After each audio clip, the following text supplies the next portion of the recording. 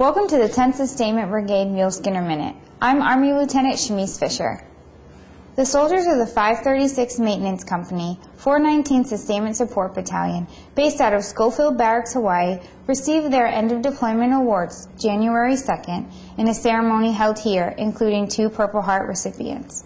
Sergeant Enrique Morales and Specialist Joseph L. Hereford were both awarded the Purple Heart for injuries suffered during a complex attack in Sodor City on August 8th. An explosively formed penetrator hit the gun truck directly behind Morales' wrecker, part of the EFP, and shrapnel from the gun truck hitting the wrecker. Speaking of the attack that killed 1 soldier, Morales said, "You get blown up and you're not thinking of yourself, you are thinking of your soldiers."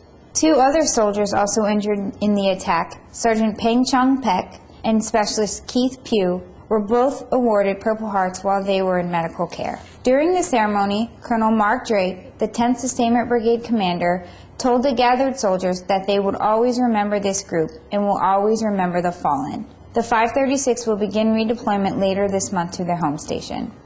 Also in the news, the soldiers of the 10th Sustainment Brigade Special Troops Battalion received their wartime sleeve insignia in a ceremony held here on Christmas Eve. Colonel Mark Drake, the commander of the 10th Sustainment Brigade, placed the brigade's shoulder sleeve insignia onto the right arm of Command Sergeant Major Alan Fritching, the Command Sergeant Major of the 10th Sustainment Brigade, for combat operations in support of Operation Iraqi Freedom. Soldiers in the formation placed the unit's patch on the right shoulder sleeve of the soldier standing next to them. This ceremony is historic for the brigade because it will be the first time the 10th Sustainment Brigade shoulder sleeve insignia is awarded for wartime service. Colonel Drake said that while many of the soldiers standing before him already have combat patches from 1 or multiple tours with previous units, this event is truly significant because they will be the first soldiers to wear the 10th Sustainment Brigade combat patch in the Army. Finally, 27 soldiers of the 398th Combat Sustainment Support Battalion joined the Non-Commissioned Officer Corps on January 3rd at an induction ceremony held at Camp Liberty. It gives me great pride and pleasure to see the next generation of non-commissioned officers, said Command Sergeant Major James Redmore, Command Sergeant Major for the 10th Mountain Division at Fort Drum, New York, and Multinational Division Central Command Sergeant Major in Baghdad.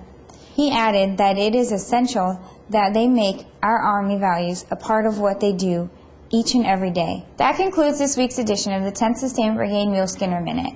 For more information on stories like these, please visit our website at www.taskforcemuleskinner.army.mil and look for the Muleskinner Minutes link.